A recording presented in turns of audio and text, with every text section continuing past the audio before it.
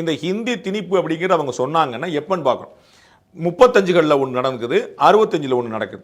ரெண்டுலையுமே பெரியார் ஒரு முன்னிலை role play பண்ணுறாரு. அப்போ அவர் ரொம்ப தெளிவாக கேட்குறாரு, ஹிந்தி வேண்டான்னு சொல்கிறது தமிழ் வேணுங்கிறதுக்காக இல்லை. ரொம்ப பெரியார் இவர் தாவேகாவுடைய கொள்கை தலைவர் பெரியார், திமுகவுடைய வழிகாட்டி பெரியார். அவர் சொல்றார், நான் ஹிந்தியை எதிர்ப்பது தமிழ் வேண்டும் என்பதற்காக அல்ல, ஆங்கிலம் வந்து விடணும், அந்த இடத்துல ஹிந்தி வரக்கூடாதுங்கிறக்காக தான் நான் ஆங்கிலம் வரணுன்றேன். உங்களுக்கு புரியுங்களா? ஆங்கிலம் வரணுங்கிறக்காக ஹிந்தி வரக்கூடாதுன்னு சொல்றேனே தவிர தமிழ் வரணுங்கிறதுக்காக இல்லைன்னு தெளிவாக சொல்றேன். அப்போ இந்த தமிழ் வாழ்கன்னு சொல்லக்கூடிய திமுகவோ, அதன் பின்னாடி இருக்கக்கூடிய திரையுலகமோ, அதன் பின்னாடி இருக்கக்கூடிய அண்ணன் திரு விஜய் அவர்களோ, இவங்க எல்லாம் தெரிஞ்சுக்க வேண்டியது பெரியார் அவர்கள், அவர்களுடைய கொள்கை தலைவர் பெரியார் அவர்கள் என்ன பண்ணாருங்கிறது. இதில் பேரில் எங்கேயாவது இருக்காங்கிறது. ஸோ இது எல்லாமே பார்த்தீங்கன்னா இவர்கள் எதிர்த்தது காங்கிரஸ் ஆட்சியில். அது ரொம்ப மறந்துடும். அதையும் தாண்டி வேற ஒன்று சொல்றேன், திமுக ஒருவேளை உண்மையிலே ஹிந்தி எதிர்ப்பில் ஆர்வமாக இருக்கு அப்படின்னு நம்ம பார்த்துருக்கோம் பலமுறை.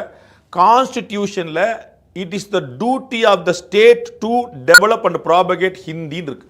அரசமைப்புல இன்னைக்கு இருக்குது.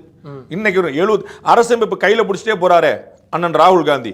அவர் கையில வச்சிருக்கக்கூடிய அரசமைப்புல ஹிந்தியை முன்னிறுத்துவது, பரப்புவது அரசாங்கங்களின் கடமை அப்படின்னு அரசமைப்பு சொல்லியிருக்கு. அதனாலதான் ஒவ்வொரு ஹிந்தி திவஸ் அப்பவும் இப்ப அமித்ஷா இல்ல, அப்ப ப சிதம்பரமும் எல்லாருமே சொல்லியிருக்காங்க. அந்த ஹிந்தி திவஸ்ல ஏன் அவங்க சொன்னாங்கன்னா அது கான்ஸ்டிடியூஷனல் மேண்டேட், அரசமைப்பின் கடமை.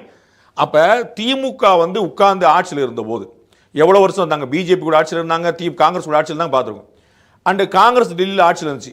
100 முறைக்கு மேலே இது வரைக்கும் கான்ஸ்டியூஷன் அமெண்ட் பண்ணப்பட்டிருக்கு. 100 முறைக்கு மேலே அமெண்ட் பண்ணிருக்கு. அதையும் தூக்கிட்டு இருக்க வேண்டியதானே?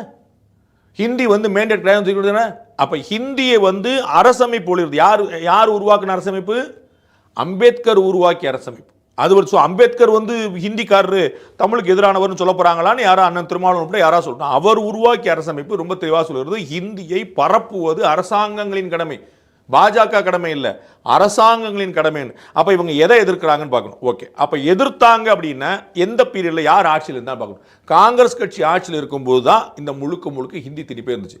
பக்கத்தில் அண்ணன் செல்வ பெருந்தகைட்ட பேசினாங்கன்னா இவ்வளவு பெரிய படத்துக்கான அவசியமே இருக்கு.